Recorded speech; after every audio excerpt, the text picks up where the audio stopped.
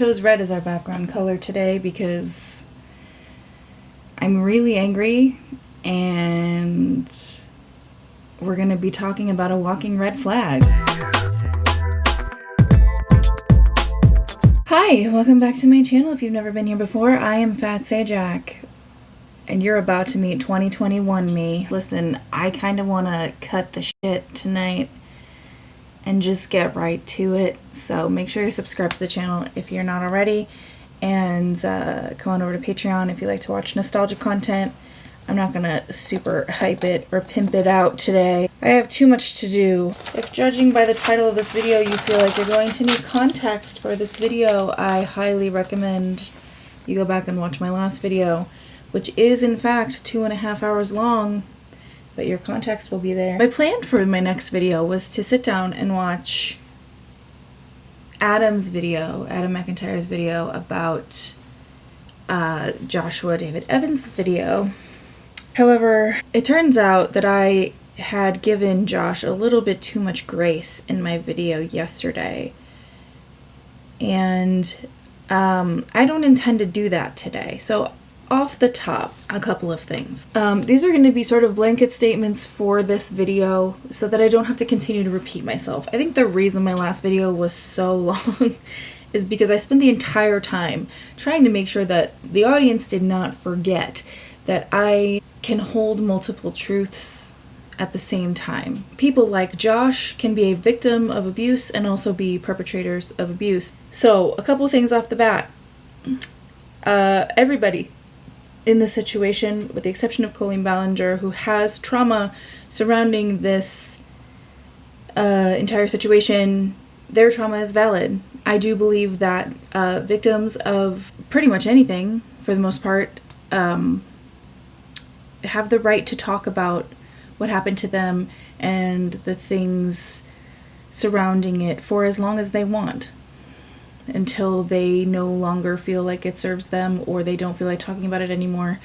I think everybody has that right. I want to reiterate that I've always had a weird feeling about Joshua David Evans, and that I only really get those feelings in extreme cases. So like if someone's like an extremely good vibe or an extremely bad vibe, those are the only times like a flag shoots out for me.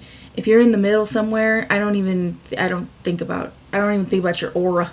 You know, I may like you, I may not like you, but I don't have any particular draw in terms of vibes. So it's only on the extremes. And I've always had a weird feeling about Josh. And this day, this day and this topic that we're going to talk about today really validated that for me. And I don't need the validation, but I'm going to tell you why I feel validated later anyway. That said, I think that was all of my blanket statements. So again, we're operating under the assumption you already know what I'm talking about. If you don't, you're going to go to yesterday's video, or somebody who speaks a little more succinctly than I am about the Adam McIntyre and Joshua David Evans situation that's been going on. And then you're going to come back here and we're going to talk about this. Or you're going to go visit somebody else who talks better. Where we left off was Josh age-shaming Peter Mon, first of all, why are we age-shaming anybody? You're in your 40s. Grow up. Ageism isn't cute. It's not cute. It's not cute. I have reverse ageism, actually. Although I guess that's still just ageism. The hottest woman in the world to me is 70 years old, so ageism is not a familiar concept for me. But also, like, I'm so bewildered by people, especially already middle-aged people, shaming people for their age. Like, that is a weird fucking thing to do, because, like, oh, wow, you really stuck it to Peter Mon. You're in your 50s and knowledgeable, and you've lived life and had a lot of experiences. Wow, you got him, partner. Josh also put out another video yesterday. This was after his video that we talked about yesterday, where he's trying to reheat the fucking nachos of 2023, 2024, I guess. In the last video, Josh said something to the effect of, like, he's not going to stop talking until he's responded to every single comment Adam McIntyre has ever made about him, which feels really mature and like a really good use of his time, but also probably financially smart, considering he's probably going to need that AdSense pretty soon, and we'll go over that a little bit later. So we're going to watch this apology video together first, and then we're going to get to the meat of this video, okay? It's not going to be as long as the last one, I don't think. I hope not. Sincerely, I hope not. I know a lot of you like the long videos, but goddamn, that one was long. I also had a lot of requests in my comments to make the video about the Gabby stan that made a video about Gabby and her fandom. If you want that, let me know in the comments. Maybe I'll put up a poll later. Let me know. It's going to require a lot of backstory, and y'all know what happens when I have to give backstory. I'm very babbly, rambly, chatty, yappy. Alright, so let's watch this video that Josh titled, I don't know, something. Adam McIntyre, I owe you a sincere apology, with a crying thumbnail. I'm sure this is going to be great. I've had a lot of time to think since yesterday, and I'm just going to come out and say it. I don't care that you broke your elbow. Adam McIntyre, I owe you a big apology. You know, took a step back, reflected on myself and the whole situation, and I saw how you were talking about it, how you were covering it from the very beginning. Sorry, I got distracted. He looks like he's going to a Morgan Wallen concert, and like he's gonna enjoy it. And then how you're covering it now, especially how you're covering it now. And I realized I was so wrong about you and the people that enjoy your content. You've handled this with nothing but class, humility. You know, if you're gonna wear foundation, you should make it match your neck. And kindness. I can tell that everything that you do is rooted in genuinely wanting a positive outcome, and that you have good intent. And I don't know why I didn't see it. You know, the funny part is that no one has to have good intentions or positivity when they make content about things that piss them off or open wounds. So again, you're not in control of how other people behave, react, feel, express themselves. Whatever's going on with that beard. Like, if I look at your content, the type of things that you fixate on and that you cover and you talk about, man, like, your heart is in the right place. Like, the things that you talk about truly matter in this world. Yeah, absolutely. Absolutely.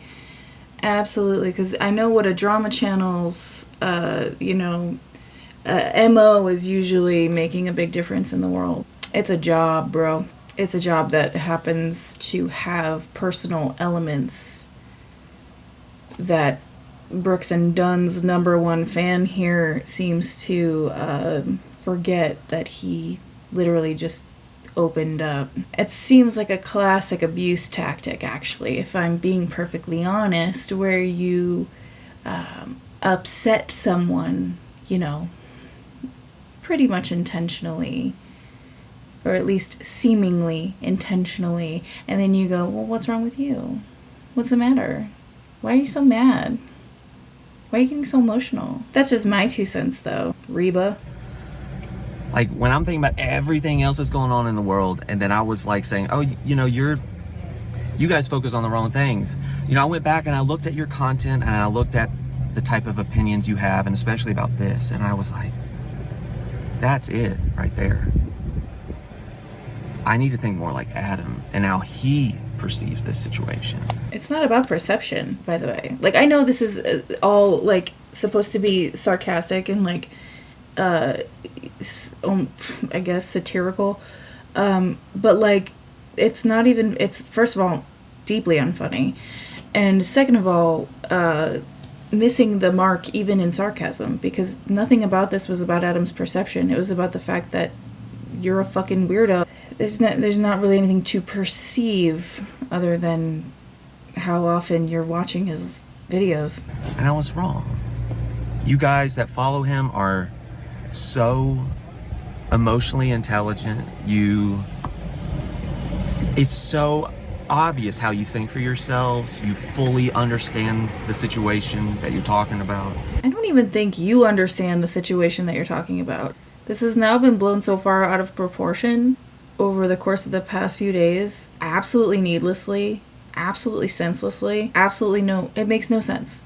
I genuinely don't even think Josh knows what he's upset about anymore. And that you guys are also rooted in, I don't know, that kind of source of like goodness. I can see it in every comment, every Reddit post. So Adam, I just want to say, like, I'm sorry, man. I'm sorry that you're spending your time in your ex-wife's snark subreddit. I'm also sorry that you're spending all of your time in the comment section of someone who you spoke to when he was 12, and now your desperation for him to agree with you or respond to you in a way that you like has now taken over your day and your time. And I'm assuming the joy in your relationships or, you know, daily life. But I'm sure if you make another video with kittens, it'll soften everybody up to whatever the fuck it is you think you're doing here, Billy Ray. I had Adam all wrong. He's telling this information and twisting it in a way that is so healthy and is so forthcoming of the purity of his soul and like how he wants this to all come about. It's oh, and the point that you made that we were never that close and that like I took that the wrong way. God, you're so right.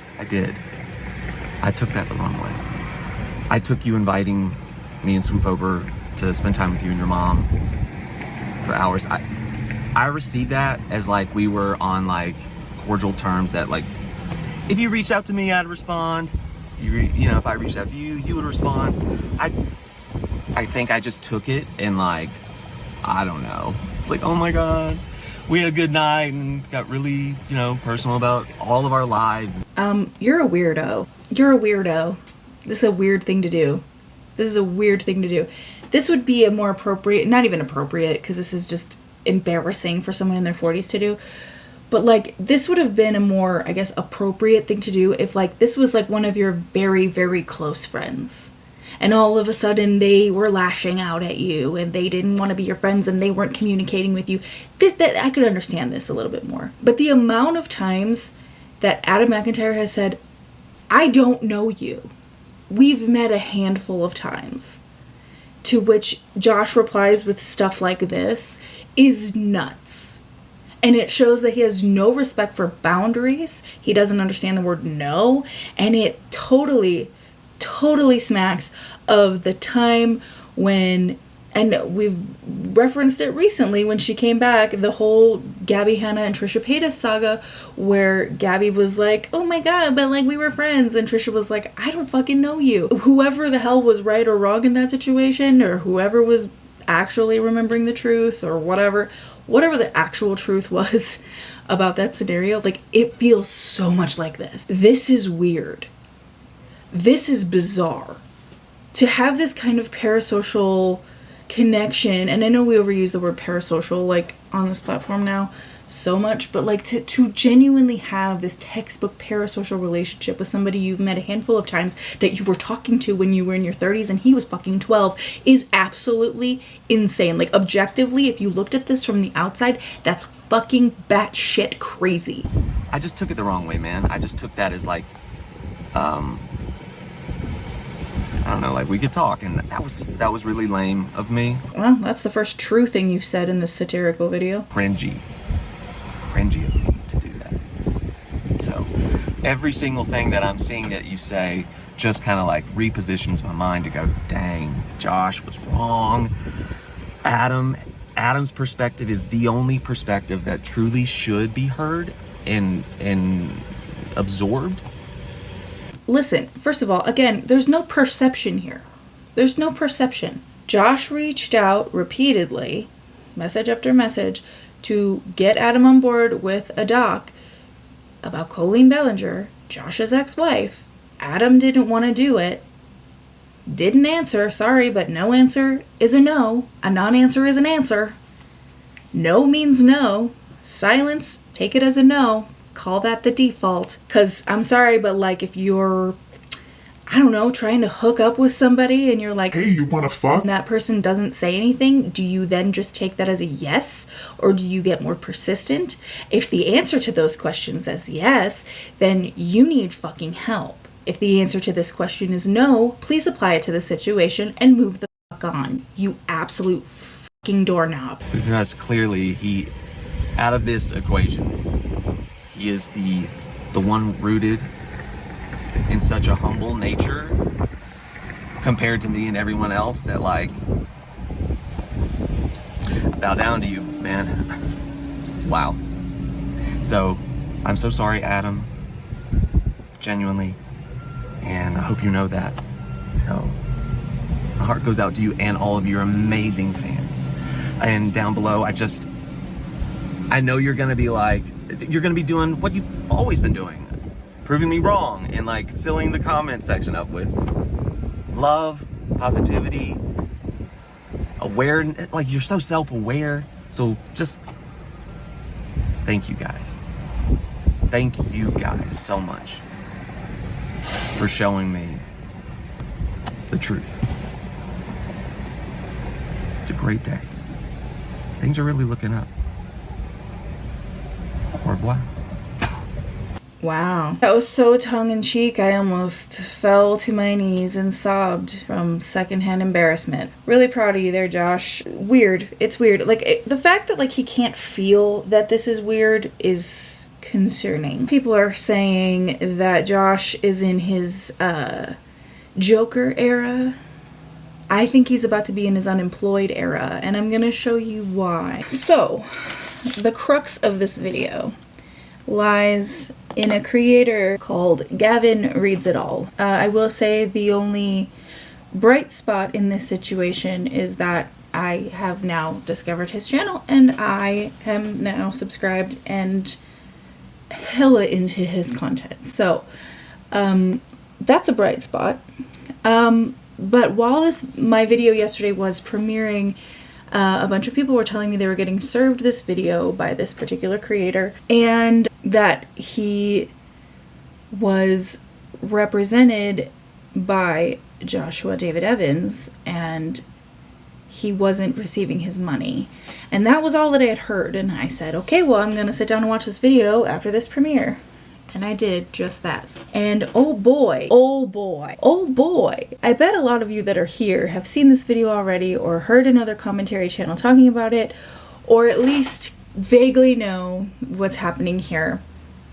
But oh boy, it's been a really long time since I felt this viscerally angry about something that does not involve me. I was so mad that I actually audibly yelled to no one just out of pure anger. So I'm gonna catch you up on a little bit of the backstory. I'm gonna do probably a poor job of succinctly telling you the backstory of this. I do recommend you go over to Gavin's channel and watch the entire thing. We were watching most of this video, but the part of this I really wanted to get to was his correspondence between himself and Josh. The thing that really struck me about Gavin as a creator is the amount of integrity with which he comes at content creation. It's something that I really respect, and it's something that I really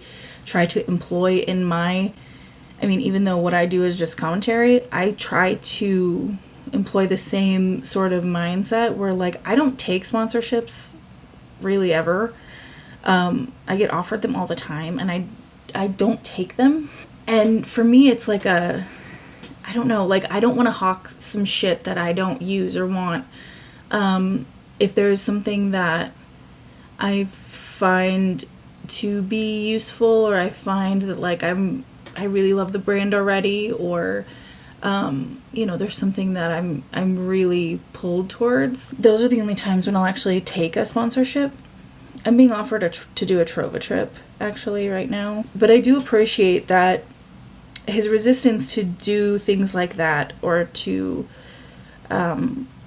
join an MCN or have any sort of YouTube management, was rooted in sort of a place of integrity, and I think that's great. He was approached by Joshua David Evans, who apparently works for a company called Studio 71 as a YouTube manager, and the legitimacy of him being an actual online presence and wanting to take a chance on, potentially having more opportunity, getting more reach, is clearly a lucrative thing, especially if you feel like the person who is reaching out to you is legit. I think I alluded to this in my last video a little bit, but like a lot of times I don't even open my emails from sponsorship offers, because I am also, as Gavin stated in his video, a lot of them are scams, and I don't want to accidentally click on some shit that's going to get my channel hacked. So he was approached by Josh in March to represent him, and at the time Gavin had some copyright claims that were false copyright claims that resulted in some financial loss, and he was hopeful that Josh could help him resolve that.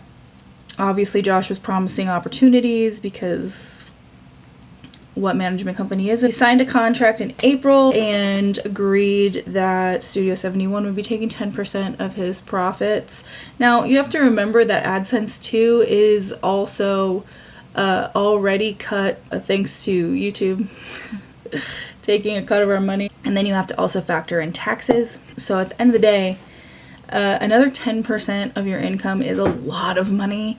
And quite frankly, like personally, this is just me. I know there are a lot of people who work with MCNs and management companies, big and small. I'd rather have less opportunities and more of my money, personally. And that's not a judgment on Gavin here. Now, the part of this that freaked me out in his retelling of things was that his revenue would then go immediately to Studio 71, where they would then take their 10% cut and then redistribute those funds back to him, which is how I understand it, without any sort of pay date promise. So no idea when you're getting paid exactly. The thing about Google AdSense is that it comes in for me every month, and I'm gonna end up jinxing it, watch.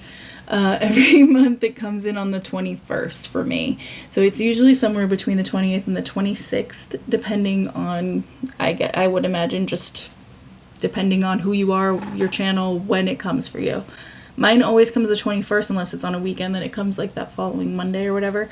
And to not know when your money is coming to you, like, we're all people who have bills to pay and shit. So I guess Josh was trying to set him up with all of these sponsorships, and the first one that he landed on was BetterHelp. And if you know anything about BetterHelp, not the greatest. Ethically, just not the greatest at all. And he was very sort of like, I don't want that. I don't want that. And under this, I made a note that says, I love his integrity so much. So, Gavin, if you're watching this, apparently I was really taken by your integrity last night. He then sends out this sort of like help request for a thumbnail for a video that he was working on. Sent it on Monday. The video was coming out Friday, which I think is a respectable amount of time to have a team full of professionals whose job this is to produce a thumbnail for a video, a good one. And listen, I'm not the queen of thumbnails, okay? You clicked on this video, you saw what happened. I take very little pride in my thumbnails. Yeah, I could be doing better, but I'm not gonna. He sends out this request for title and thumbnail help. They send back these like really garbage ass versions of his thumbnail. And during this time, I mean, this was a lot of this was days ago, where he's watching the sort of situation between Josh and Adam McIntyre unfold in real time. And like, the thing you have to remember is like, that's his YouTube manager. So at this point, they're basically like holding his money because there's no fixed payout date for any of the revenue that he's accrued that is just sitting with Josh and the goons over at Studio 71. And then Gavin gets into these emails. So we're going to get into these emails. We're going to watch some of his video now. The rest of this video, I suppose. And we're going to be angry. So we're going to need to strap in and strap on. Nope, that's not the right combination of things. I'm trying to get out of this contract. I'm trying so hard to get out of this contract. And I sent an email to Josh on the 14th of June. And that was 4 days ago. All of the stuff was happening with Adam McIntyre online as well. And let me tell you, I was feeling so uncomfortable that my YouTube manager was doing that online, that behavior. I'm not going to go into it here. If you want to find out more about what's going on, because this is not about that drama or anything like that. There's loads of videos that Adam's done, that other channels have done. Josh has posted a couple of videos as well. That again just enhances how uncomfortable I am with the conduct of my YouTube manager.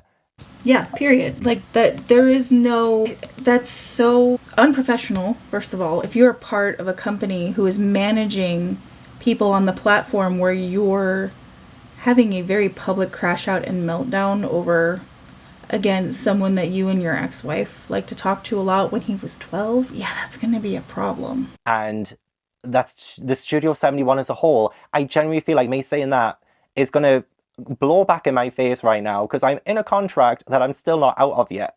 I will like to preface this. I do want to preface this by saying that there are updates in his comment section that he's been released from these contracts. He still has not been paid out, but has been released from the contracts, which is great. But also, I do very much appreciate that this has gone the opposite direction, and this is blowing back in Josh's face. But I don't know what else to do. I don't know what else to do. I have no contact information for anyone else at Studio 71. And I tried to fill in an online form on the portal today. I sent them an email and I got an email from Josh. I can't talk to anyone from there. But I sent this email to Josh to try and get out of this contract. I said, "Hi Joshua, I hope you're doing well. I can see that you've been really busy." Yeah. So I do apologize for adding more to yours and Studio 71's plate. Don't apologize for that.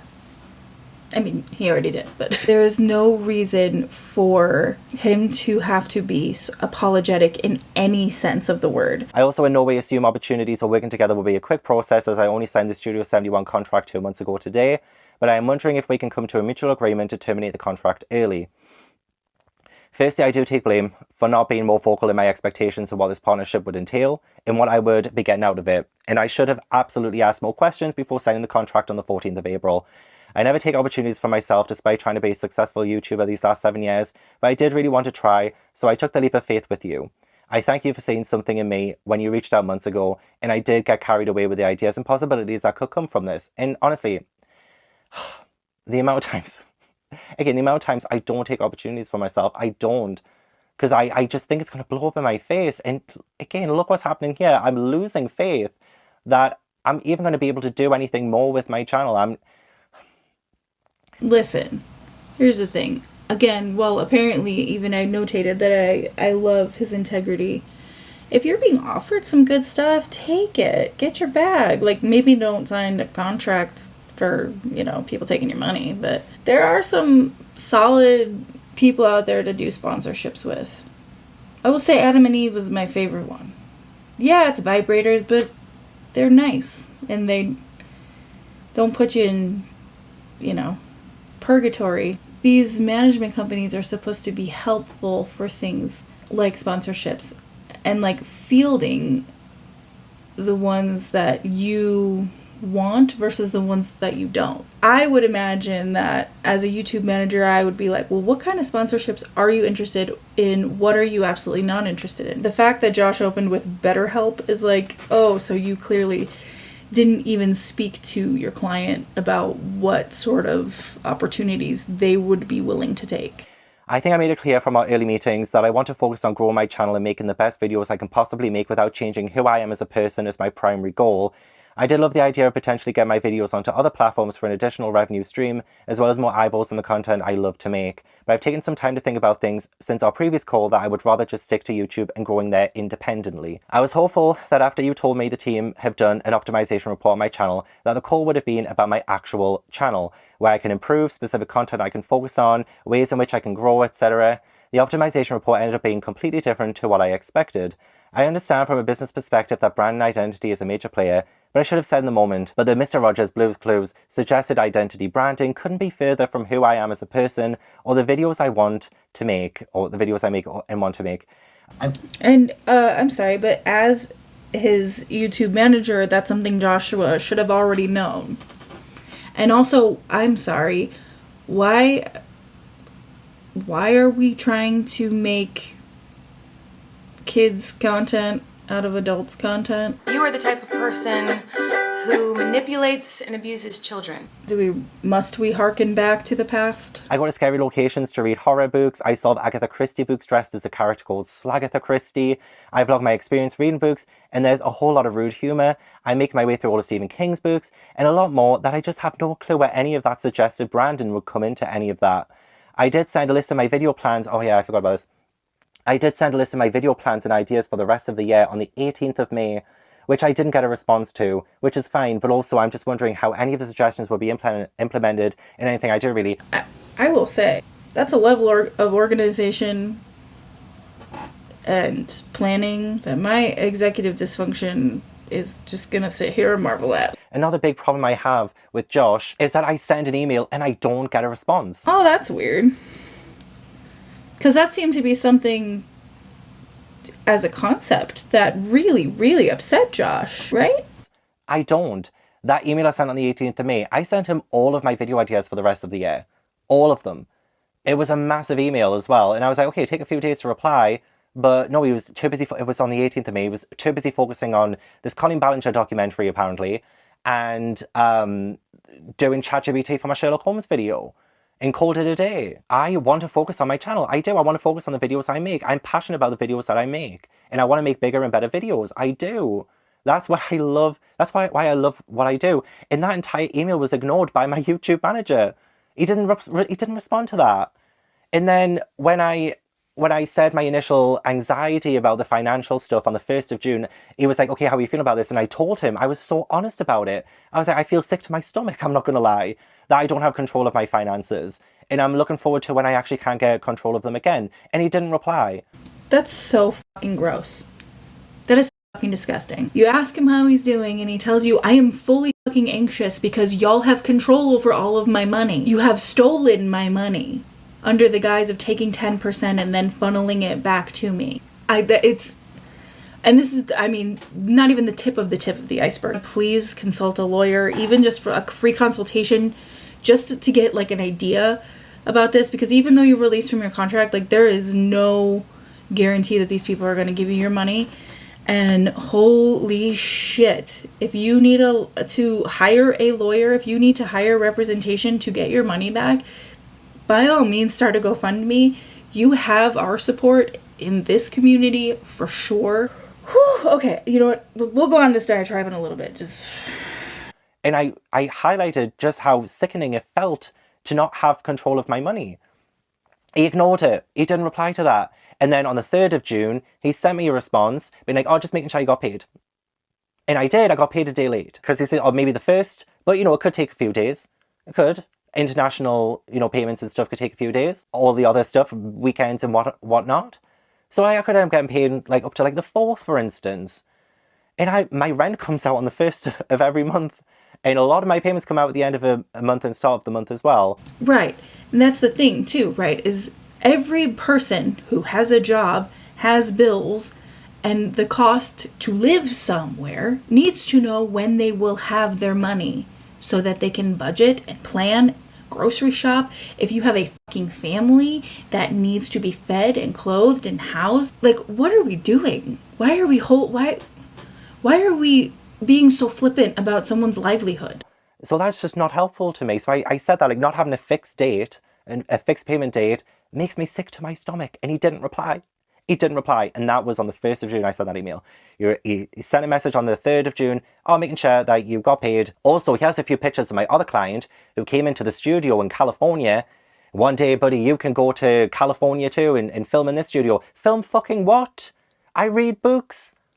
What am I doing in your studio? And how the hell am I going to get there in the first place? I live in the UK. I'm not paying for flights. Are you going to pay for the flights? Yeah, he's going to pay with your money. Yeah, this says to me that Josh has no idea what actually Gavin's content is about in any capacity. Which, you know, is the kind of hands-on involvement you want from your YouTube manager. Very professional. Send me pictures of your other client in this freaking studio. What good is that? How does that help me? I'm literally telling you I'm sick to my stomach about this payment stuff. Oh, here's my client who came in to the studio. I don't give a shit. I don't know how the visual aesthetic and colour palette portion of the presentation could also be implemented into anything I do, and especially in regards to the long list of video plans and current series that I do, and are the few things on my channel that are popular. I thought maybe the report would be like, this series you do is popular in the niche, but these are some ideas to bring that to a wider audience, not choose between Oxford Blue or Terracotta for your video aesthetic. I'm perplexed. I don't think my vision is aligning with Studio 71's vision, and I wonder if we both expected something completely different, and there's just been a misunderstanding somewhere. The other booktuber you suggested I collaborate with, where I would adopt the straight man persona, and they would pick a chaotic TBR, and I would be the calm and collected one trying to stop them from being too chaotic, just doesn't sound like me. That's another thing you suggested.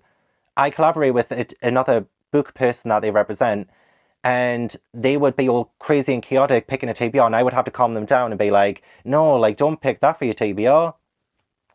What? Yeah, I agree. That sounds really stupid. But also it doesn't sound like Gavin was looking for content suggestions, because again, it sounded like he mapped out his content for the year, which again is so impressive. I feel like this portion of the video is just proof that Josh is bad at his job, and then like the second half is proof that Josh is a huge dickhead. Again, like, I feel like you don't know who I am as a person. I'm not the straight man in every sense of the word. Like, every sense of the word, I'm not the straight man. Even in the comedy, I know he's talking about the comedy sense. When he's talking about like the straight man persona, he's talking in comedy terms. Again, I have paraded around a haunted, abandoned nunnery, dressed as a nun, singing Sister Act. I have been to the High School Musical tour resort, and I was on that golf course pretending to be Troy fucking Bolton. Gavin, I think you and I would get along very well. I was at that pool pretending to be Sharpie fucking Evans. I even did a split screen doing Gabriella and Troy. What part of that is straight? What part of that is a straight man, even in a comedy duo? Would a straight man in a comedy duo do that? What? That idea was so bad. It was so bad. I'm sorry. It was. You don't know who I am. You genuinely... All of this talk that we had before I signed the contract, I thought you were watching my videos. When you were like... I sang a bit of Believe by Cher at the start of one of my videos. And then the next Zoom call we did, he started the Zoom call, do you believe in life after love? I was like, okay, he watches. He knows who I am. He knows who I am. He understands who I am. No, like, that's totally not what's ended up happening. I feel like I've signed this contract under false pretenses. Yeah, so I said, doesn't sound like me at all. I went to the High School Musical tour resort and recreated a few of the music portions of Public, which he knows about. I performed a sister act dressed as a nun in a haunted nunnery. I do crazy challenges sometimes when I go to abandoned creepy places, and there is no way I'm the straight man in a comedy duo, while the other person is the wacky and fun one. I understand that was most likely just a suggestion, but it's still a suggestion that shows I'm being misrepresented. I'm cringe and I do skits a lot of the time. I dress up in costumes and I take the piss out of myself, and there was nothing in the optimization report that led me to believe I was in the right hands. Make a mental note of the way that Gavin is approaching this, because this is a very professional email expressing very real concerns in a very professional way. I'm being misrepresented. You don't seem to understand what my content is. Maybe we're just not a good match. Here's a few examples of why I feel that way. Largely innocuous statements, but also straightforward and direct, but not impolite, not rude, not disrespectful. And to be honest with you, he has every right to be all of those things if he wanted to be. And that was me being as honest as I possibly could about something that I'm essentially paying for 10% of my money every month. And this was my way of telling him, okay, I'm being honest now. I'm being honest. I didn't like the optimization report. What do you want me to do? Continue lying about it? The merchandise ideas and everything sounded absolutely fine, though again, I'm sure I did say at one point that those kinds of things isn't really my focus. I don't take sponsorships, and even the suggested ones like BetterHelp goes against everything I believe in when it comes to integrity. Literally, as soon as I signed that contract, the first sponsorship you mentioned was BetterHelp. And I died inside. I've yet to say anything from Studio 71 in these first 2 months that has so far benefited me. I know it would take time for that first step you mentioned, the identity evolution rollout and thumbnail optimization, but even then, those thumbnails for the Sherlock Holmes videos, for instance, were horrendous. I know I gave zero time for it, as I said on the Monday that I needed the video out on the Friday for Sherlock Holmes Day. I wasn't expecting much, and guidance was all I really needed. An opinion on the thumbnail I had already made and title I had already prepared. I understand the team must have taken the thumbnail shot of me from the introduction of my video, but even just the design of the thumbnails were not really good. The titles and explanations to pair with the thumbnails in the email also sound like they came from ChatGPT. And I don't want to say that's exactly what was used when I asked for some guidance for my Sherlock Holmes video, but I ended up having to stick to my original plan for the Sherlock thumbnail and title, as unfortunately Studio 71's suggestions and thumbnails were unusable. It doesn't give me hope for what this identity evolution and thumbnail optimization would entail, whenever that should start. I again acknowledge it was a quick turnaround that was needed, but it wasn't a great first impression on what the team can do. All of that is totally fair criticism of the work that they're providing. First of all, it's not as if Studio 71 or Joshua David Evans specifically are offering these services pro bono. Like, these are not free services. They're taking 10% of his money. They are taking 10% of his revenue, and at this juncture are basically keeping his money. I'm not going to pay someone for a service and receive trash in return. If you're taking 10% of my hard-earned fucking money, I want you to deliver on what you're supposed to be delivering. Basically, they're taking his money, and by they I mean Josh, is taking his cut of his money and handing him half-assed, shitty work in return.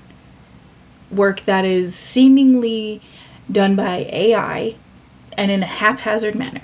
Absolutely the fuck not. This does eventually end, I promise. Obviously, you saw how racked with anxiety I was over payments from Studio 71 not having a fixed date, and handing over control of my finances was a risky move on my part that I did agree to in the contract, but I had no idea there was no fixed payment date. Just saying around the 1st generally could mean I could end up getting paid on the 4th, depending on time zone, weekend, bank holidays, etc. And since I am much further ahead in time zone, international pays can be delayed. I did get paid on the 2nd, which is better than I was expecting, but it's still considered late to me. I'm going to constantly worry for the next 11 months around payday, and that is the main reason why I would like to agree to early termination of the contract. You did email to ask how I was feeling on the 1st of June, and I did respond with how worried I am and how stressed I am, which didn't get a direct response from you. I also asked questions about payments on the 22nd of May, which I had to follow up on and finally get a response on the 28th of May. Oh my god, again, that's something I remember too. I emailed on the 22nd of May, so after I thought I'd been scammed and stuff, he was like, oh, don't worry, like, we have your money.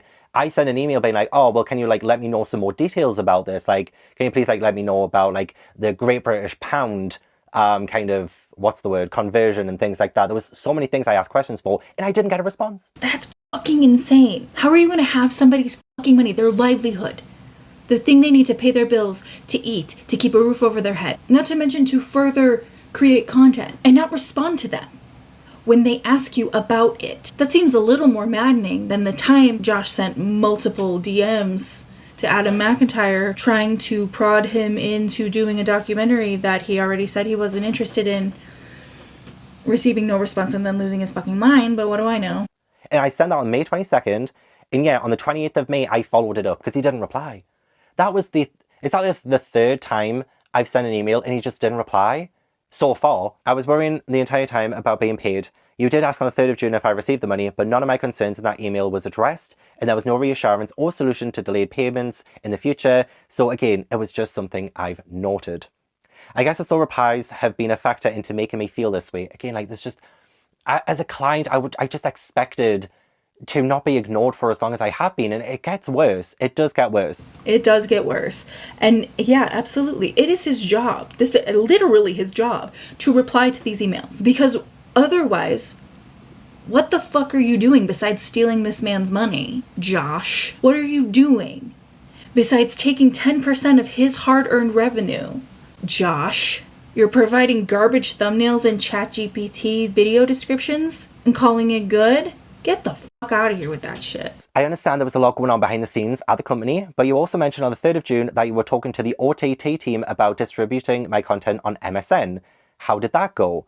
It's the 14th of June as I'm writing this, and it doesn't feel like I'm in the loop about anything. So he did say on the 3rd of June, talking to the OTT team today about getting your content on MSN.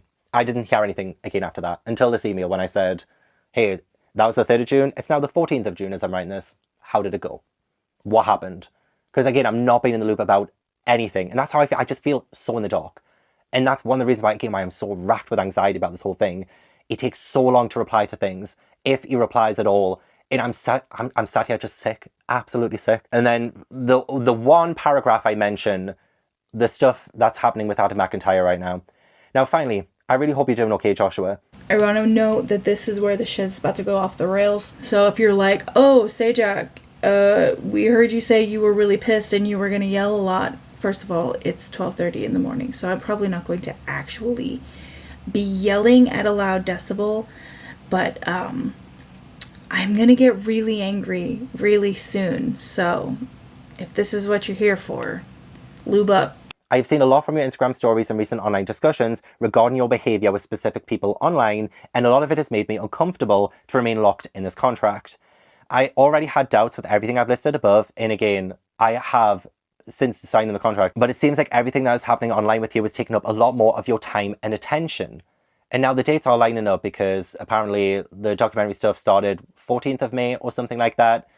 And yeah, it definitely sounds like this is taking up a little bit too much of his time and attention that I feel as a client, I have been completely sidelined. I understand you must be going through things and I'm wishing you nothing but the best, but it's also hard for me to see how you're responding to people online right now and the approaches you are taking to your current circumstances. What about the client that came to his studio? Is he like being held hostage there or something until, you know, Josh is done pretending to apologize to Adam?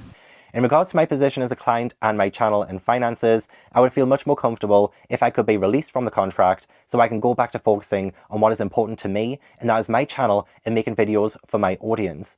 Hopefully that sounds agreeable, and if you could let me know, that would be great. Hope you're having a good day, Gavin. And I did get a response later that day. Not a problem at all, Gavin. I'll get you off-boarded this week, Joshua. So that email is the equivalent of a text that just says K. I was like, he just literally, he wrote K.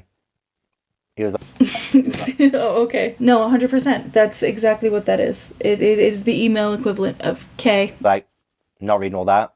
Sorry it happened. That is literally what it felt like. I was like, okay. But like, at least he said yes. He said not a problem. I was like, oh my God, amazing. I was actually so happy. So I followed it up. I said, let me know if there's anything I can do on my end. I appreciate it. That was the 14th of June. I heard nothing. I hear nothing again from that.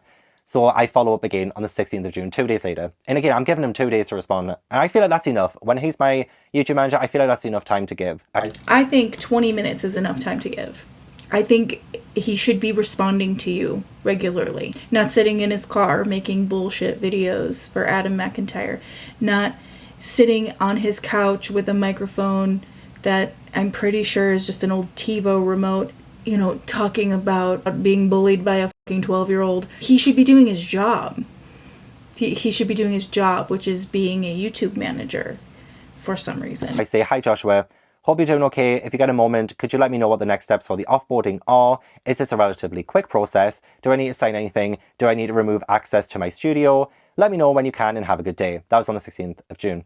At this point, Gavin has been nothing but polite and respectful and rightfully persistent, because it shouldn't take 2 to 3 emails to get one response, like an actual response that like adults give. On the 17th of June, he sends, hey Gavin, I understand why what you've seen online would make you incredibly uncomfortable. If I were only viewing the situation through the limited lens of drama channels and commentary videos, I'd probably feel shocked and angry too.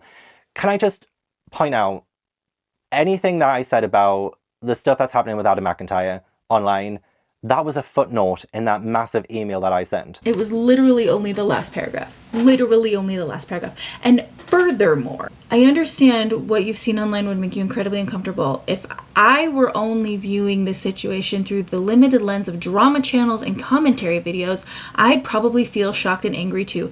Not once did Gavin say, hey, I've seen that you've been losing your shit like a fucking man baby via various drama channels and commentary channels, but rather, I've seen your behavior online and it's concerning to me as your client. So we're already assigning some sort of like malice to someone who is supposed to be your client, someone whose money you're taking for this. With all of my concerns, I had paragraphs upon paragraphs upon paragraphs with my concerns of how I've been treated as a client and everything else. One paragraph where I said, it's making me uncomfortable. I don't like what you're doing online. The only reason this is happening is because Adam never told me he didn't like the idea of the doc. No one asked. Nobody asked. Nobody asked you, Josh. Nobody asked and nobody cares. Nobody gives a shit.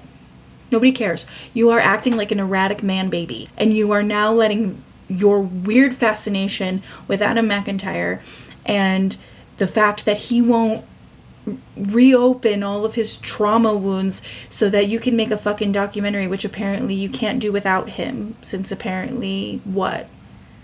You're trauma bonded to him, or they won't pay you if he's not a part of it. You're weird. And decided to publicly shame me and my wife instead. Nobody shamed your wife. Nobody shamed your wife. She does need to get you like a phone cage though. Maybe throw out the router. Maybe melt it down. I think it's time that she pulls your ass offline. I reached out privately. He could have said it was a bad idea. He ranted on a video and live stream without ever communicating with me after years of being chill with one another.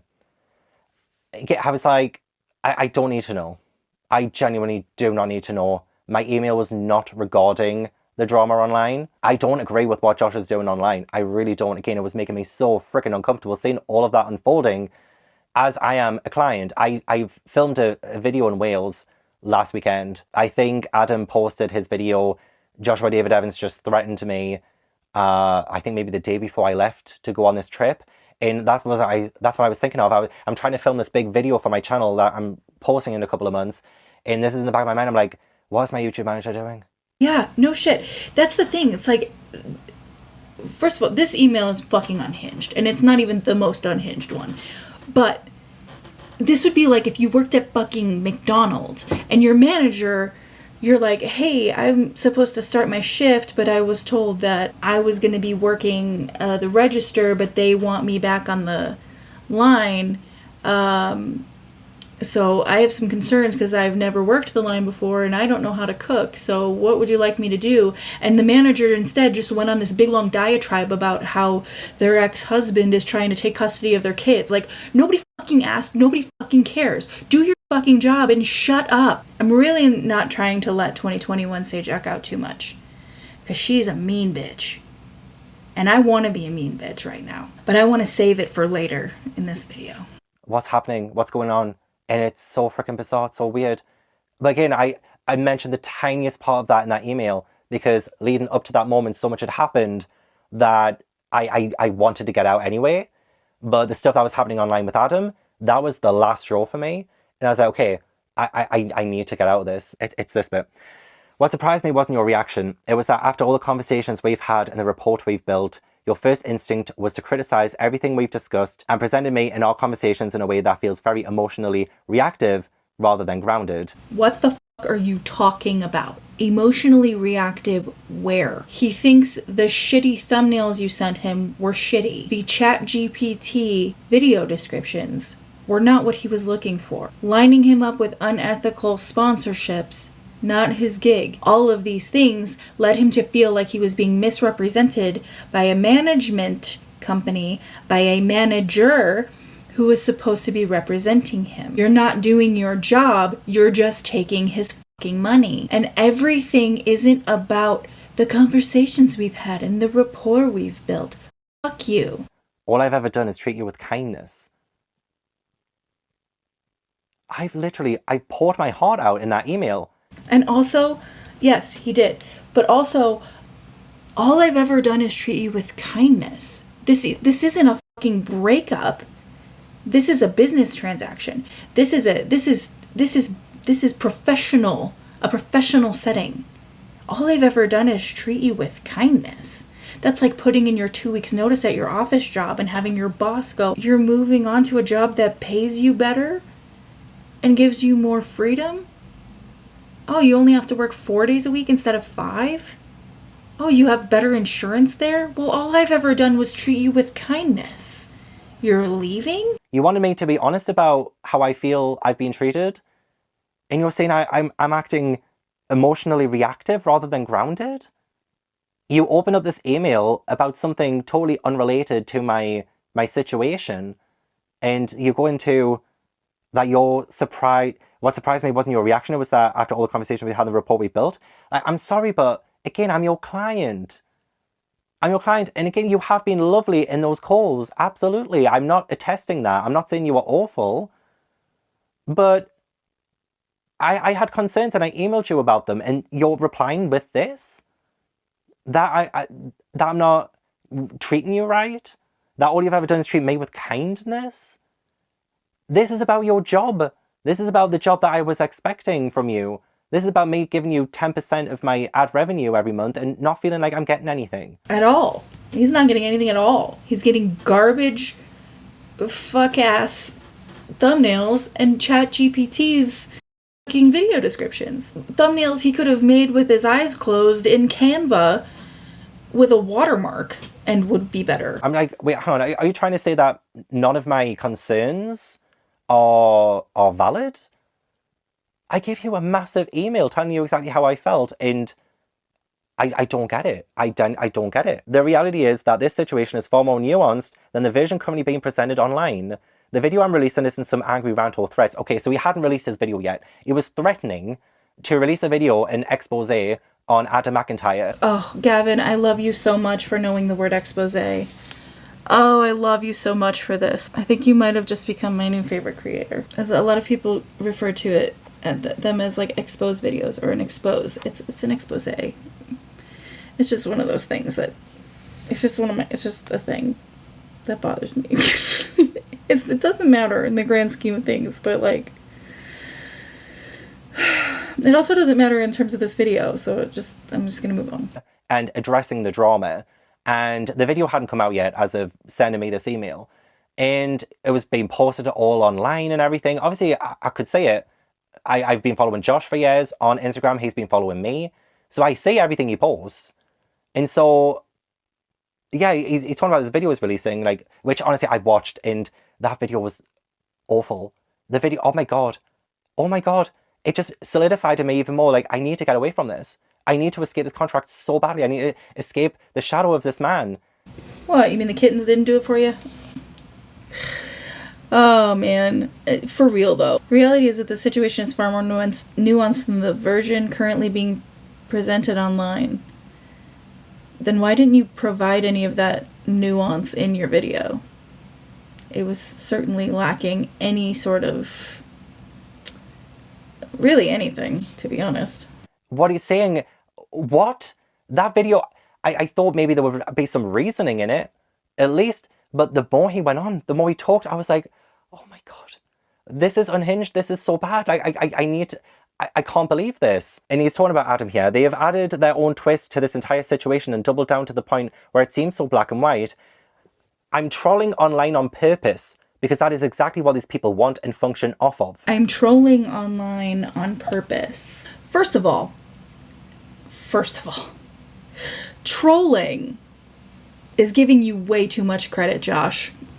What you're doing is just acting like an idiot in a very transparent way. You did not go to the Trisha Paytas school of trolling. This is not what trolling is.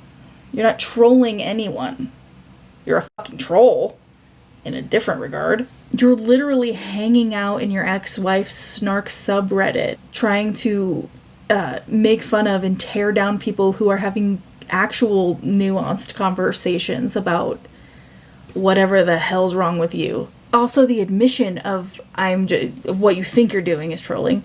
The admission of this alleged trolling is absolutely batshit crazy. This man sent you a several paragraph long email with his concerns about the legitimacy of your abilities to do your job and to effectively help him do his job. Had one paragraph of, I see you've been going through it online, I hope you're good. And this is your fucking unhinged response? Are you good, my guy? Holy shit.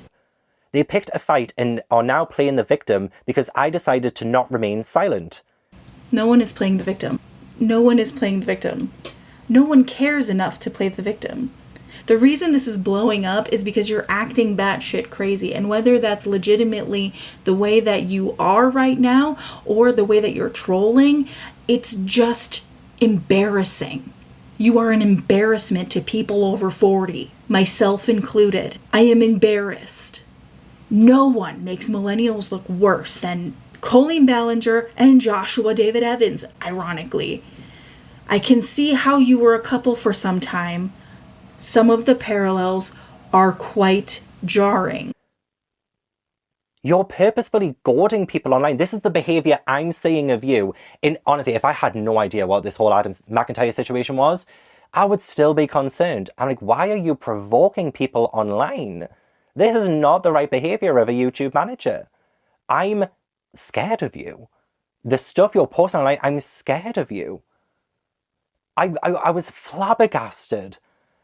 I couldn't believe the way it was going on, and this video is not about that. But this is Josh admitting he's doing it on purpose. He's trolling people online on purpose. What? How is that the right way of going about things? If you feel slighted by Adam, why are you purposefully goading him and his followers? It doesn't make any sense. The only person who's looking bad in this is you. You're acting terribly and you're admitting to acting terribly. You're making everything so much worse. My video was a calm discussion about a handful of simple moments that got twisted, amplified, and turned into something much bigger than they ever were. The main thing I remember from the video you posted was that you said at 12 years old, you were out skateboarding. Whereas Adam, at 12 years old, was bullying you. Yeah. Yeah, he said that. He was out playing baseball or basketball, and Adam was bullying him when he was 12. I don't know how much I touched on this in yesterday's video. I know that the age of 12, 13-ish can be a ruthless age. Kids that age, no offense, but kids that age are dicks. And it's not their fault, it's hormones. And then you add the fucking nonsense from the internet and fandoms and fixations and obsessions and things like that. And kids are ruthless, right? They're ruthless. I'm not going to deny that they're ruthless. But it'd be a cold fucking day in hell before any time in my, I don't know, after my prefrontal cortex developed, where I would be bullied by a 12-year-old. It would be an even colder day in hell before the point I was making in a video defending myself for some fucking reason was I was bullied by a 12-year-old in my 30s. It's so embarrassing. It's so cringy. Again, I don't deny that kids are ruthless. I'm sure Adam was ruthless. He's got a way with words. He's a sassy shit. I love him for it. But my God, bullied by a 12-year-old is what we were going with? I'm still not over that one. I'm so not over it. I'm about to fall to my knees and start sobbing. You were in your 30s at the time, and Adam was groomed and abused by your ex-wife. Period. And, let's not forget that Josh had a part in that as well. I was trying to be objective in terms of trying to understand where everybody was coming from, but let's be fucking serious. Josh was also a part of this by his own admission. I believe what Josh said to Swoop was, and I'm paraphrasing, but something along the lines of like, yeah, I was seeing the bad behavior, but I brought in the views, so I looked the other way. Again, total paraphrasing, but that was the gist. So, situations nuanced or whatever. At 12 years old. I don't get that. You're talking about how scared you were that these documentary people reached out to you, and how, oh, it's bringing all these memories back and I feel traumatized and triggered by it and I didn't think it was a good idea. And so you were saying that that was your initial reaction. And yeah, I seem to recall in a message to Adam, you said, oh, I have the same gut instinct about these people as I did with Swoop. I don't get it. I could see the narrative changing as the video was going on. Yep. You'd be an excellent drama channel, Gavin. And I was like, again, this is not what I want to be a part of. I don't want to be a part of this. Get that fire exit door, I'm off. So your video was not a calm discussion about a handful of simple moments that got twisted, amplified, and turned into something much bigger than they ever were. The constant goading of Adam and his followers, that is twisting everything. That is amplifying things. That is taking things out of control. You're doing that. You are doing that. Unfortunately, what you're watching is also the kind of content that tends to generate attention, views, and revenue. Pot meat kettle. Pot meat kettle. I'm reading this, I'm just like, again, I didn't ask. But I'm seeing the hypocrisy.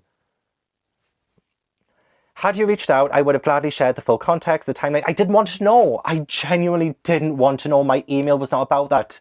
I'm gonna say this slowly and in my mom voice because it's 1 a.m. and I can't yell. No one fucking asked Josh.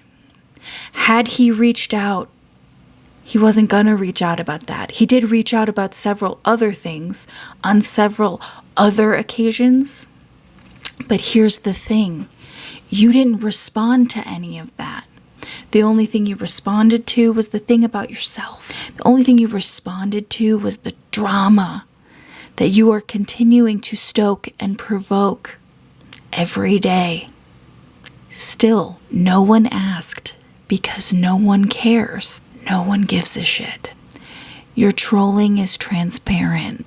When you said, hey, all of those Instagram stories prior to me putting out my video were for you guys on Reddit and you guys in drama channels. We knew that because you addressed us in them. You're not good at this.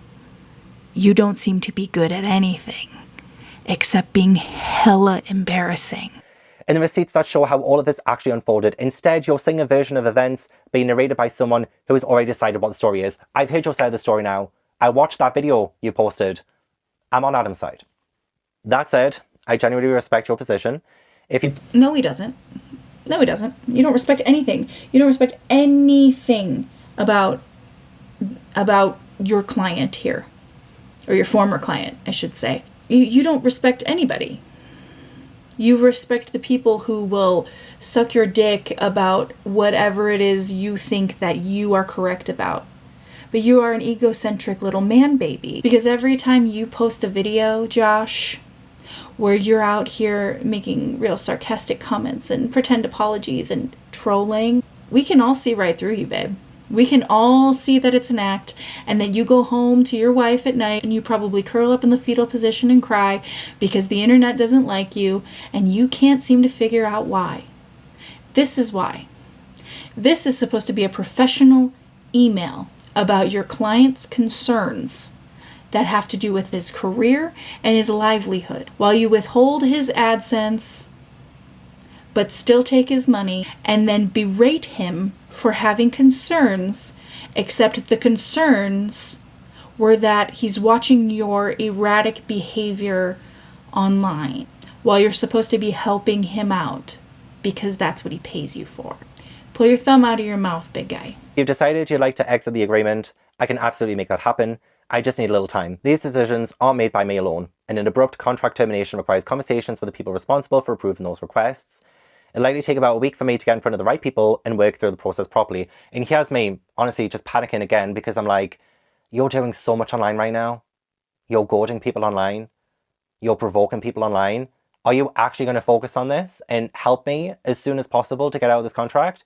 Or are you just going to continue ignoring my emails? And I was right. For what it's worth, this has been a very difficult and personal situation for me. If you ever take the time to watch my interview with Swoop, you'll probably notice pretty quickly that the way the story is being framed online doesn't line up with the reality of what that interview proved about who I've always been as a person. Oh, I'm sorry. What I heard was, currently my mask is slipping, so please go watch the Swoop doc so that I have time to put it back on properly. So you don't see the cracks. It's like Phantom of the Opera, only dumber. I mean, I feel like that's weaponizing, again, his mental health. I feel that's weaponizing his documentary with Swoop, which happened 3 years ago. People can change since then. That could have been a mask. I don't know. I was one of the many millions of people who watched the documentaries as they came out. And yeah, I had a great opinion of you after that. I did. But I will say that I did not. I was glad at the time to see that he received justice for the trauma and abuse that he received at the hands of Colleen. I was happy to see him seem to own up to some of the things that he had done. But again, I want to reiterate, I've always had a fucking weird feeling about this creep. And he's going to validate it for me in a little bit here. Which is great for me and terrible for Gavin. It's not even great for me. It's just validating. Baseline, boring, validating. now I'm genuinely terrified of you. I'm genuinely terrified of you. I'm terrified that I'm going to have no money for the next couple of months.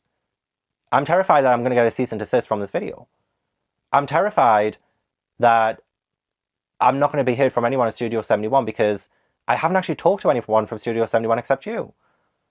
I'm so backed into a corner right now, and I have no idea what to do. So if you want to weaponize your mental health, I sent you, I've just sent you, Josh, I sent you, and this is what's prompted me to make this video, I sent you a massive email, completely vulnerable, the most vulnerable email I've ever sent anyone, and I'll read it out. I'll read it out, because your reply to that has sickened me.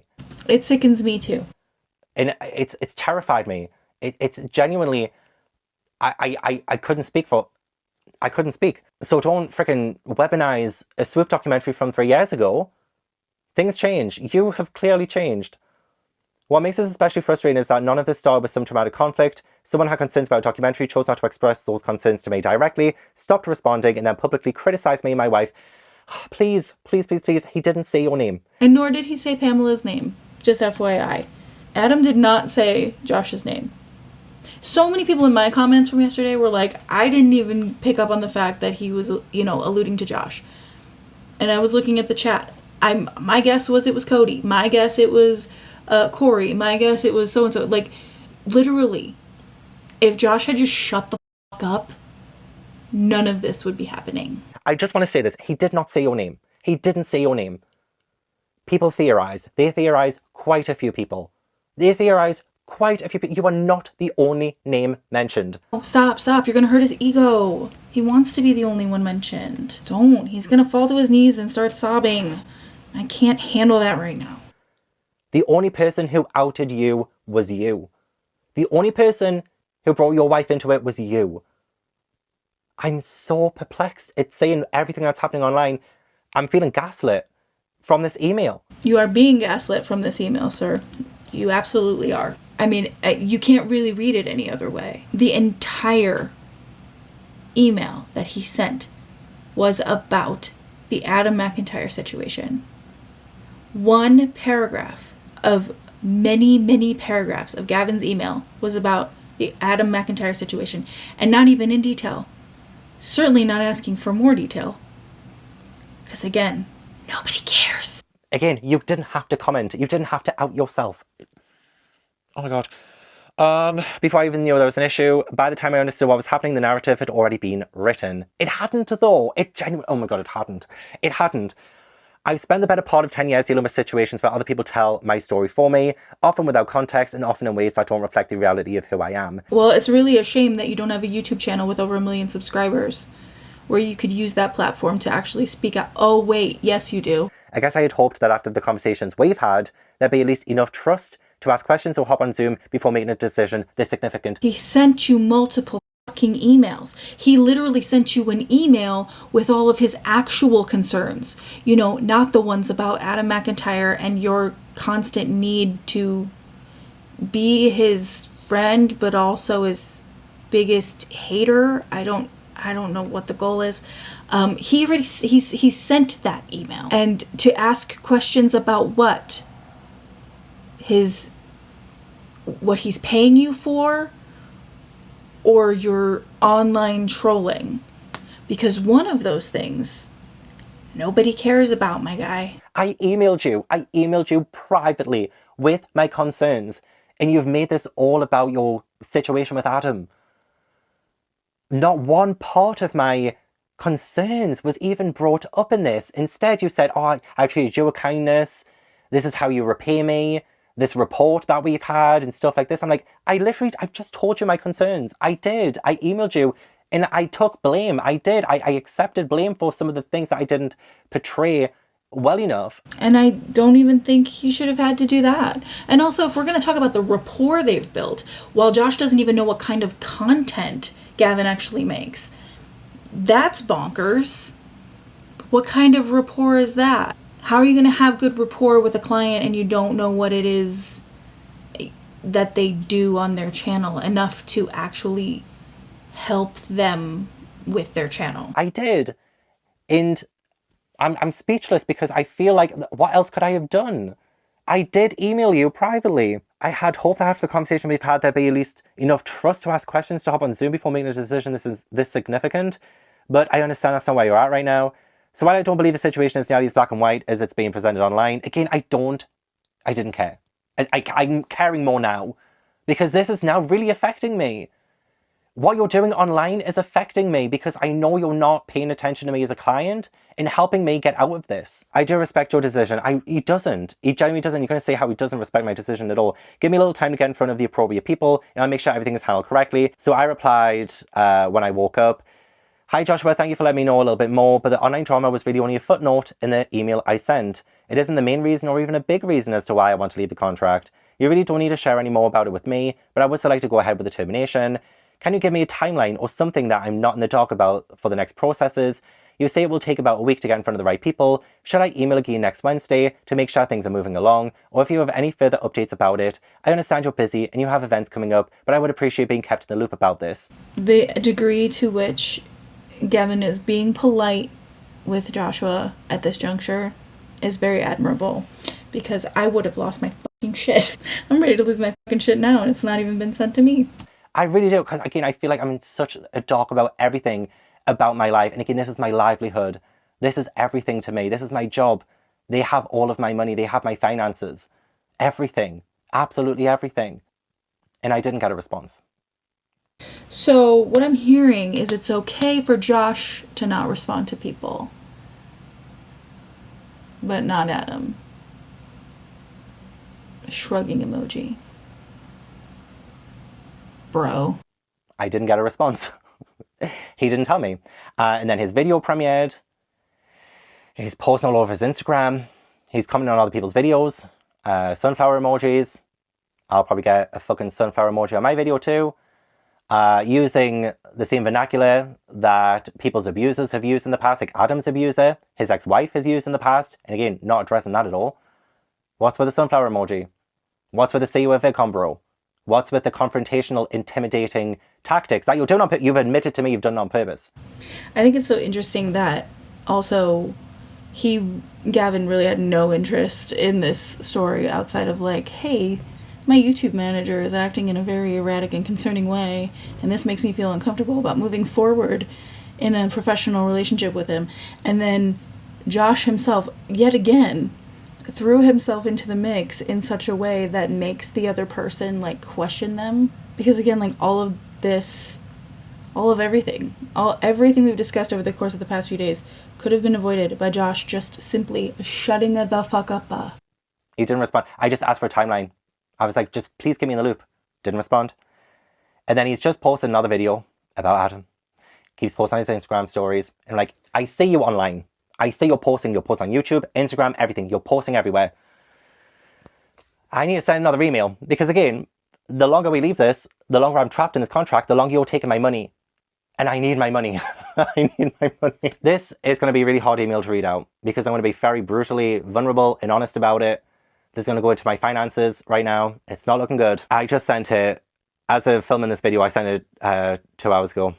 Just a reminder, before we get into this, there is a link in the description, and I'm going to pin it below, where you can donate to Gavin directly because, well, you'll see. Hi, Joshua. Again, I understand you're incredibly busy right now, but I really do need responses and more transparency from you. right now. Let me be even more honest than I was in my first email and why I have a sense of urgency in reclaiming my finances from you in Studio 71. Which, by the way, he shouldn't even have to fucking do. It is his money. It is his revenue that he worked for. Take your 10% and give him his fucking money. Do the higher ups at Studio 71 know that you're taking his money? Or is this like a company-wide problem? I currently have £1,118 in the bank. I do have the USD conversions in brackets. I have credit card bills coming out next week, £162. A final payment for a location I booked to film at coming out in 2 days that I paid a non-refundable deposit for months ago, £400. My water bill, £46. My council tax, £132. A bank loan repayment, £348. My energy bill, £107. A PayPal Pay in 3 payment for my flights to Peru for my Trova trip as they don't pay for my flights, £992. My phone bill on the 1st of July, £115. And my rent on the 1st of July, £750. Which I just got a message the other day saying they're raising that to £850 starting September 1st. And my energy prices are going up as well. I'm most likely not going to get paid on time from Studio 71 with my money, my own money, due to international payment taking longer. And it wouldn't be a problem if I got paid like I usually did from Google AdSense. That would be around the 22nd to 26th every month. But I might not get paid from Studio 71 until maybe the 2nd or 3rd of July. I still have my travel expenses to pay for to get to the location I booked to film at, and travel to a wedding of a friend at the end of July too. And trains are not the cheapest in the UK. So disgusting to me that he has to explain this. First of all, the most expeditious way to get Josh's attention is by talking about him. I think if you had actually opened this email, Gavin, with, hey, you fucking doorknob, you owe me money, I think he would have been more likely to respond. Granted, it wouldn't have been related to the money, but he still would have responded pretty quickly. It's fucking disgusting that he has to literally break down his personal finances to get Joshua to understand why it's important that he pays him the rest of the money he is owed. What are we doing? We're grifting. We're scamming people. This is scamming people. You are proposing a contract with a promise of services rendered at the expense of 10% of this person's income. And Lord knows, I'm sure you're taking that 10% of the income and you're not giving him, A, the things that he's asking for properly. And when he says that this isn't what he wants, you are manipulating him and gaslighting him about it. You're not delivering on the services promised, and you're not even giving him his money.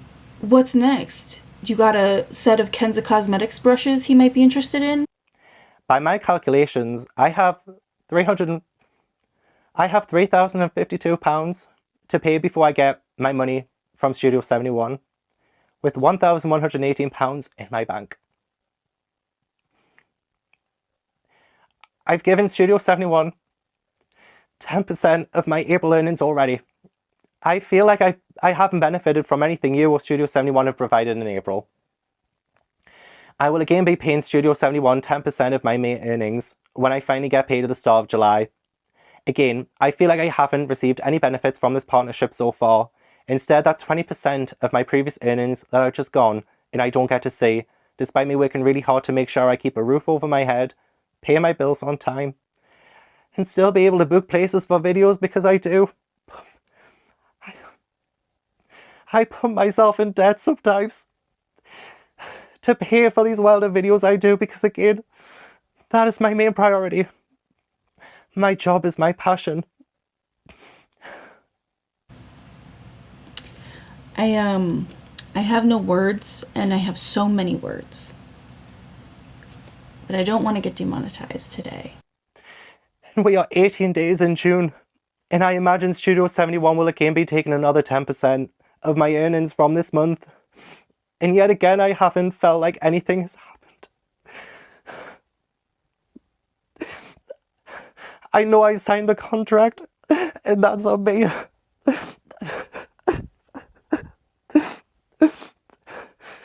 But that's why I'm asking to be let go from it as soon as humanly possible, so that this isn't dragged on too longer. And then it will take even longer for me to get future payments. I can feel this stress cry. I can feel it, like, in my body.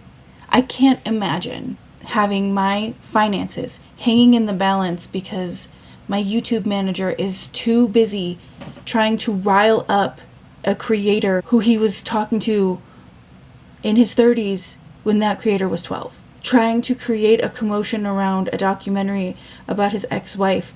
Trying to create chaos, admitting to it, and then burdening his client with it while he withholds his fucking finances. Even if he gets paid at the beginning of July, he's getting paid at the beginning of July for May's finance. Like, I will be receiving, like, my AdSense for the month of May from YouTube. Well, it would be tomorrow if it was a weekday, so Monday on June 22nd. He's not going to see that until at least the beginning of July. And they can't even come up with a fixed date. They can't even respond to him in a timely fashion. And by they, I mean Joshua. The man whose job it is to do all of that. The man whose job it is to make sure that his client is happy and satisfied. The client who is giving him money to stress him out at this juncture.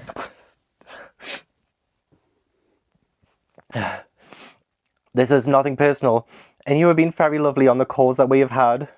I apologise if I sounded like I came across rather harsh when I didn't like the optimization report. Honey, oh my God, please stop apologizing to him. Please, I know he's just trying to get his money. I know he's just trying to ease the friction here and, you know, essentially placate Joshua on this. You have nothing to apologize for.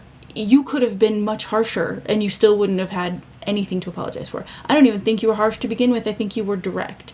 And I think that's the sort of thing that Josh was looking for from Adam, and turns out he can't handle any sort of direct communication.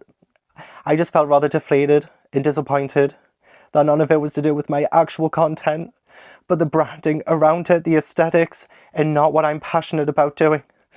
My actual videos. I sent you an email on June 1st with my concerns about my finances, didn't I? You didn't reply to my concerns. You only followed up on the 3rd to make sure I got paid. But those feelings of anxiety and not having control of it does bother me more than I thought it would. I even mentioned that I was looking forward to getting control of my finances again. And that email predates all of this drama that you're in online.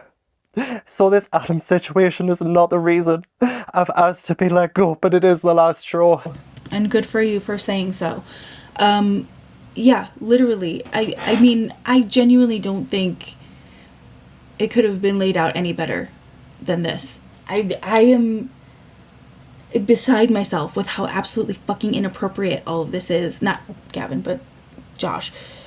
How inappropriate it is to have taken one paragraph about him noticing that you're out here as still a public figure of sorts, making a fucking idiot out of yourself, causing internet drama, and acting completely unhinged, and you're not even responding to his fucking emails with concerns about his finances and his career.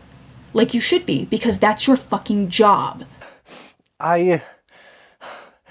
When I sent the email on June 3rd and I said all of my concerns, on June 1st, and I sent all my concerns, I put a reminder on my phone on March 1st, 2027 to remind me to ask to be let go from the contract. I did that, again, long before this stuff with Adam started happening, and I wanted out, and I said I can't wait to get my finances again. I alluded to the fact that I want to be out of this contract before all of this stuff happened with Adam.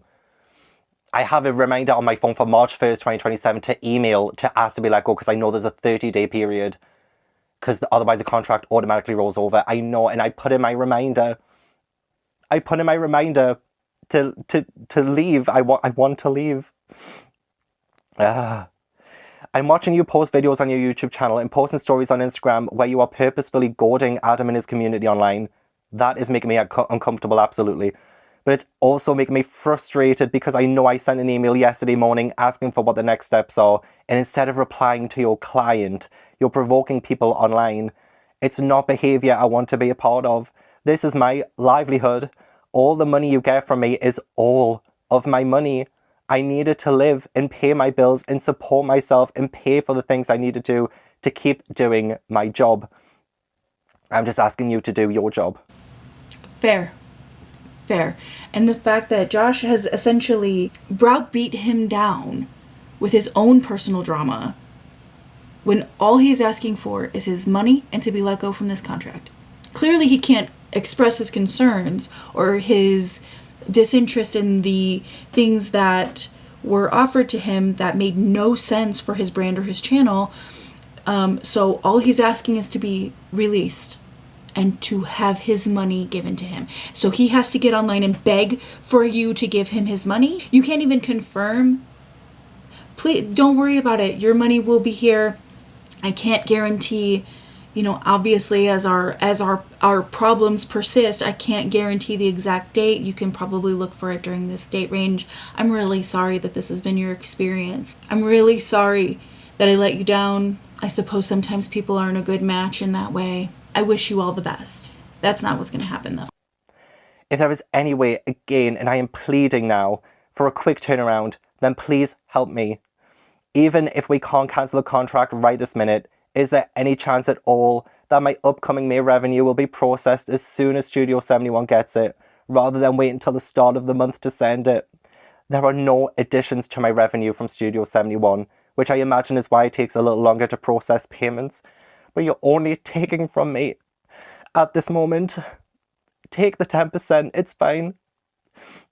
But can this be arranged? Like, literally take the 10%, take it. Just give me something. Give me the money that I've worked so hard to earn, the money that I've generated from posting as many videos as I could. Honestly, genuinely, I would consult a lawyer just to be sure. And if you have to start a GoFundMe to do so, or as a community, we can rally around Gavin and send him what we can to help out with expenses, because obviously money's tight, so there is no wiggle room there. But I would consult with a lawyer about getting back it's been since April, May, June, the 30% back. Plus damages. I would seek out damages for that. This has caused so much emotional distress, and unnecessarily so. I would keep all of this documentation. I would bring it to a lawyer. I would have them look over your contract. I would literally, I mean, it's worth a meeting, even after the fact, even after being let go. I know the relief of being let go is huge, and saying just take the 10%, it's fine, just feels like cutting your losses at that point. But if they're doing this, if Josh is doing this to one creator, he's got to be doing it to other creators. And I wouldn't be surprised if this spearheads a bunch of people coming out to talk about their experiences about it, while he's online trolling or whatever. From going to random ass places so I could film even more interesting videos. Please, my Google AdSense will come in the second to last week of the month or the last week of the month. It would depend. And honestly, I know it sounds like I have a really bad financial situation right now, but if I was getting paid on time, that wouldn't be the case. That would not be the case. I would be fine if I just got my money on time, and I'm just not. If I go back to get my revenue on time, I'd be fine. And can I just say that we get paid from Google AdSense once a month. It's not like we're getting paid weekly. It's not like we're getting paid bi-weekly. We get paid once a month. And not knowing when that one paycheck will hit, that is detrimental to your entire livelihood. Bro. Usually I would get my Google AdSense around the 22nd to 26th, so I'm assuming that's when Studio 71 gets it. If payment could be processed next week as soon as it comes in, that would be amazing. I'm hoping you're doing okay, and I hate to beg, but the unresponded emails and sounds is only furthering my anxiety of this whole situation. Your help with this would be greatly appreciated. Sounds like a follow-up email that Josh could have sent to Adam instead of, leaving that long, well thought out comment. But it's only okay. It's only okay when Josh doesn't respond to emails. When anyone else does it, bro. And this was me begging. I was literally on my hands and knees begging, and I don't think you understand how I've never had to send an email like that before. I never have. I've never had to. And then Josh responded. He responded quite quickly. Of course he responded quickly. And again, I'm like, you're able to respond quickly? Actually, before I sent that email, I used that contact form on the Studio 71 portal that the clients get. And I was like, if you have any questions or any concerns or anything like that, use this online submission form. I did. This is what I sent. And I sent it 18th of June 2026, 10:13 a.m. I sent it this morning. Hi, I am a client of Joshua David Evans, and I emailed about an early termination of my contract on Sunday, which he agreed to. I did get a follow-up email yesterday morning, my time, I'm in the UK, with a bit more, and he said it would take a while for him to get in front of the right people to process this. I just want to make sure that the processes are actually moving ahead and that this gets sorted as soon as possible. I understand Joshua is very, very busy online right now and has been very slow to responding to emails the past month in general, but I'm hopeful that this will move forward without any needless delays. Do I need to say another email for someone from Studio 71 to the emails with Joshua so I know that things are moving forward? What should I do next? I have asked Josh via email, but I haven't had a response about next steps, and I sent that email over 24 hours ago now. Any help will be greatly appreciated. Thank you. He got busted not doing his job correctly, in my opinion. Because when you send these things to other departments, other people see them, of course. And I assume this went to a general customer service sort of arena, which probably went to department head and then back down to Josh. So he probably got in trouble for this. If he doesn't get fired for this, I'm going to be real surprised and kind of pissed. Because again, listen, I'm not egging anybody on to fire anybody because that's unethical. But so is all the things that Joshua David Evans is doing right now. And let's get to that fucking response email. Because this is where it really takes off. So that's me sending an email to someone, hopefully someone else at Studio 71. And then I get this email from Josh. And my heart just dropped. It just absolutely dropped. I can't believe this was the response I got. They will offboard your channel Monday and you will receive an email notification to the one associated with the account confirming it. You'll just need to hop on over to the earnings tab and make sure it's turned back on. I'll email when they confirm that it's released just to follow up. So that's good. That's okay, Monday, that's great. That's great. Thanks for reaching out to the other department, by the way. It ended up leading to a really productive conversation about your channel and its future, and it was clear that it's best to part ways as soon as possible. Fuck. And I cannot stress this enough. You. Fuck you, Josh, for saying that. And this is the part where I feel validated in feeling like Josh was a creep. Thanks for reaching out to the other departments, by the way. It ended up leading to a really productive conversation about your channel and its future, and it was clear it's best to part ways as soon as possible. Doesn't that read the same as when a guy hits on you and you reject him politely and then he goes, whatever, bitch, you're ugly anyway. Whatever, I didn't want to date you anyway. Don't those guys generally have a pretty, nice, calm, soft cadence? It's very much giving that energy to me. And you know what? That soft cadence, that nice guy cadence, had that written all over it the whole time. It's the exact same fucking energy. This is so fucking immature. This is so embarrassing. And this is so unprofessional. What a disgusting way to talk to anybody, let alone a client who is paying you money to keep his money from him for extended periods of time without any sort of hope or expectation for when he might actually expect it, for not communicating with him on any level. And then you have the fucking audacity to get on Al Gore's internet and really come out here and talk about how Adam was ghosting me and I thought we were cool. And oh my god, I've grown and he hasn't. Oh my god, I owe Adam an apology. Clearly he's making such a big, beautiful difference in this world. Fuck you. And shame on you for treating people like this. for talking to people like this, talking to people who pay you money for your services. What a manipulative, nasty person you are. So the team I emailed with that submission, the only way I can contact anyone else is Studio 71. They've talked to Josh about it. And this very biting paragraph I get ended up leading to a really productive conversation about your channel in its future. And it was clear that it's best to part ways as soon as possible.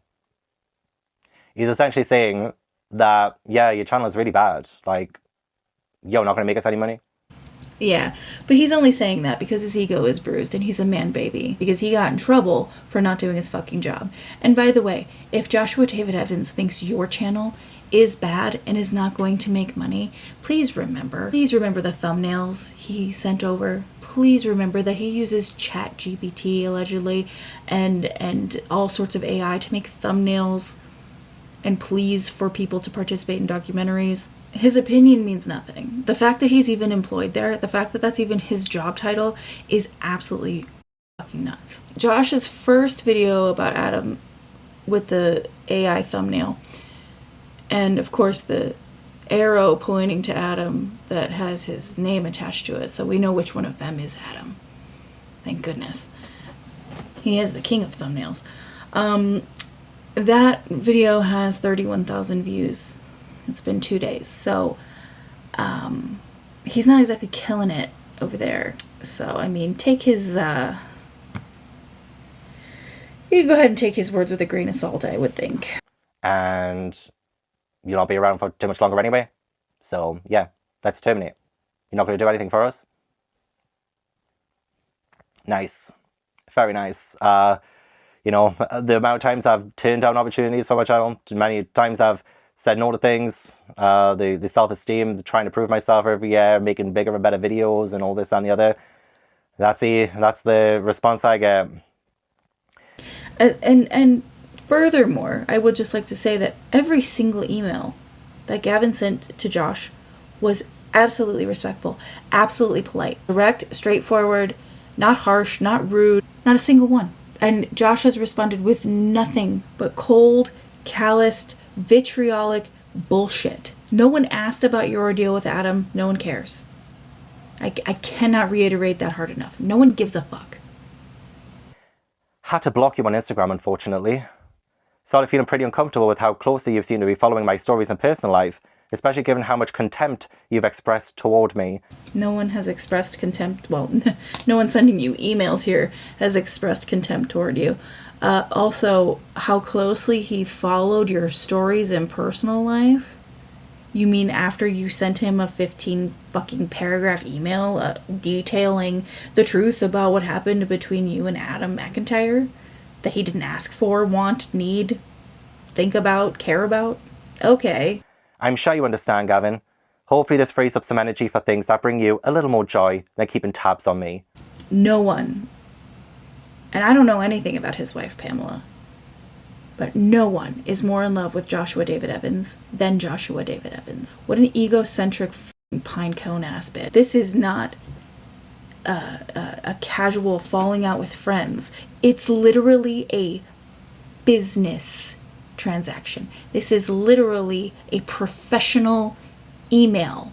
Joshua would be the coldest day in hell before anyone ever talked to me like this, especially a mediocre man. Enjoy your weekend. Enjoy this. I sent that massive email. Completely vulnerable, completely open about my current situation. Doesn't say anything about it at all. Nothing. Had to block me on Instagram. Despite us following each other, despite him posting on Instagram non-stop, despite him popping up first on my carousel whenever I open up Instagram, with more attacks at people online, again posting more stories and videos on YouTube. Yeah, 100%. Anything but his job.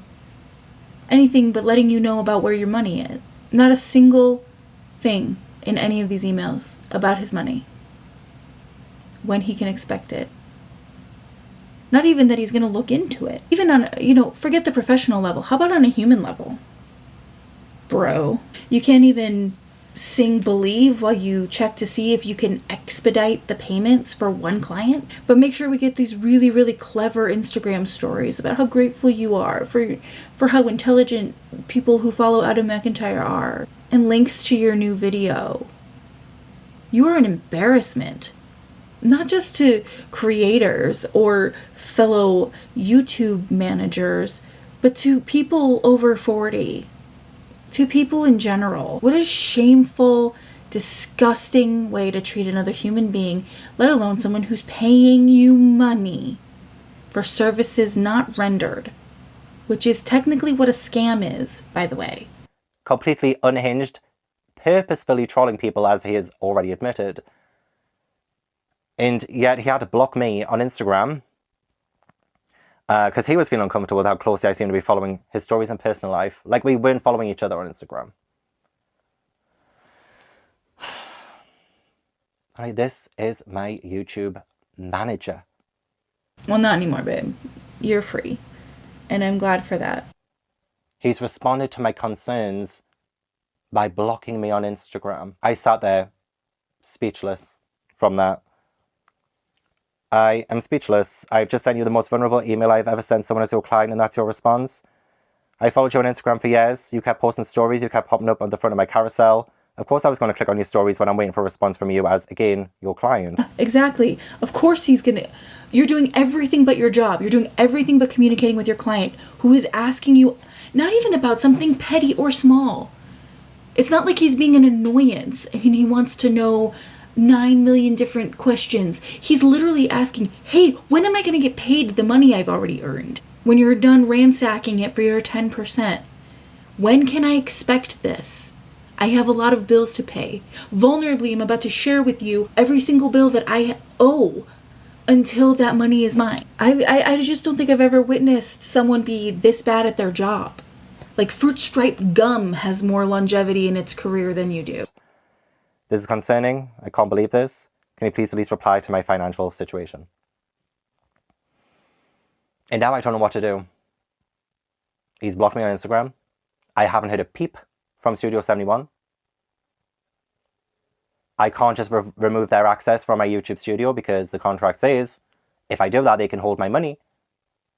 The money that they feel like they deserve. I don't know what to do. I genuinely don't know what to do. Apparently I'm getting offboarded on Monday. Great. It is currently Friday as I'm filming this. I'm going to be spending the next couple of days absolutely ridden with anxiety. Because I don't know if this video is going to help. I don't know if it's going to make things worse. Well, I'm happy to report that thus far it seems to have helped. And literally, we are all rallying behind you. You've got a community of people here who have your back 100%. 100%. And I do hope that at least you seek out some legal advice about this. I'm really fucking appalled. And it's not like I expected better of Josh, because again, this validated every feeling I ever fucking had about him. But I can't imagine doing this to another person.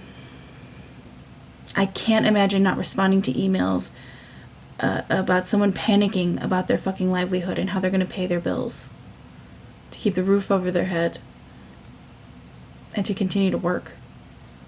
I can't imagine not responding to that in any capacity.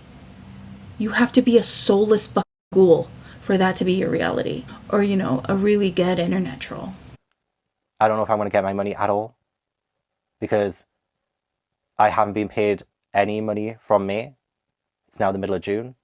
They're going to take at least half of the entire month of June as well. By the time Monday comes around and I get offboarded, I have so much that I have to pay for over the next couple of weeks. And I'm going to have by Monday nothing. Okay. So I don't know what's going on. I'm just absolutely flabbergasted, sickened, definitely, hopefully this acts as a message and a learning thing for anyone else on BookTube, anyone else who feels rather vulnerable and someone comes along with an opportunity like this. Just be wary, honestly. Just be wary.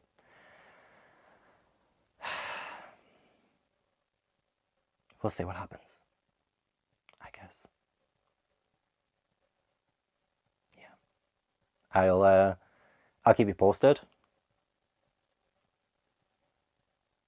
Yeah, I'll keep you posted. The first time I watched this video, I was filled with such a visceral rage. I literally sat here and yelled at my computer screen. Watching this a second time, I'm more taken with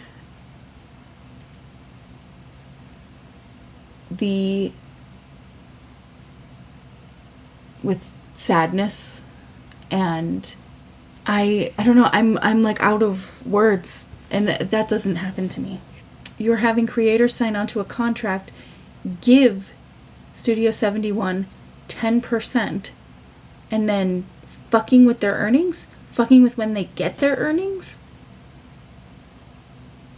not responding to their emails concerning their money, concerning the services rendered, and there's no one else, there's no higher ups that one could talk to. And genuinely, if you have anything to donate, if you can spare it, I've linked it below. It's pinned in the comments. You can help Gavin out directly. And I don't even know what to say. I've seen this video twice now, and I'm still fucking flabbergasted. And I'm still fucking flabbergasted by the audacity of this loser, this fucking loser, whose entire identity is wrapped up in his ex-wife. And again, not to negate the things that he's experienced and the trauma he faced, but he also caused a lot of trauma. He also, specifically to Adam McIntyre. And he's dredging it up again, and then trolling his audience, and then bringing that to his actual day job, and then fucking with this guy's money. Sir, are you aware that you're making your problems everyone else's problem? Are you aware that you're having a negative effect on everyone around you while you pretend like you're the most healed, calm, chill person who just wants to have like a conversation, bro? Log the f*** off, burn the router, do whatever you gotta do. Leave people the f*** alone. Keep your sunflower emojis to yourself. You're not a 15-year-old girl. This isn't Mean Girls. We're not battling for Queen Bee here. Grow the fuck up. Do your job if you still have it. And leave everyone alone. Gavin, I'm so sorry that this happened to you. You seem like a fucking precious angel of a person, and I look forward to diving into your content. And I hope that this is the absolute best AdSense month for you. What's left of this month. I hope the second half of June is fortuitous beyond measure in terms of AdSense. And if you have to take a sponsorship, take it. I know your audience will understand. I don't even know your audience at all, but I feel like after this, your audience will understand. And I'm just sending you the best. I'm so happy you're free of that contract. I hope you get your money, and I hope that you never have to deal with, the guy that trolls people for a living ever again. And with that, it's 3 a.m. and Matchbox 20 surely wrote a song about this time of night. So it's time for me to go to bed. And hopefully Rob Thomas won't follow me there. I didn't yell as much as I thought I would. I used a lot of expletives though. Alright, I'm gonna go. You can subscribe to my channel if you want to. I also have a Patreon. You know that. I made you watch some of the clips of The Fly last time. It's a great movie though. Anyway, enough about me. There's all kinds of links in the description, including ways to help out. your fellow man, and your fellow Gavin. All right, that's it. Go away. Bye.